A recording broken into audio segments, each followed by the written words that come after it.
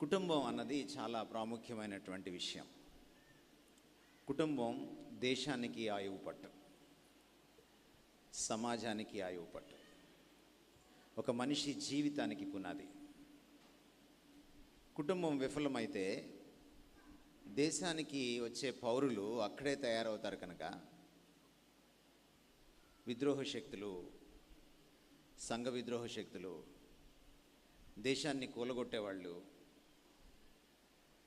Rowdyism చేసేవాళ్ళు, గుండాగిరి చేసేవాళ్ళు, అవినీతి రాజకీయ నాయకులు, అవినీతి సంఘ నాయకులు, వీళ్ళందరూ అక్కడి నుంచే వస్తారు.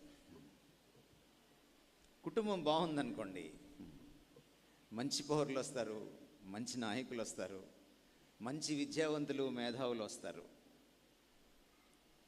కాబట్టి ఒక దేశ నిర్మాణానికి, భవితకు, సమాజ శ్రేయస్సుకు కుటుంబం ఆయువు పట్టు.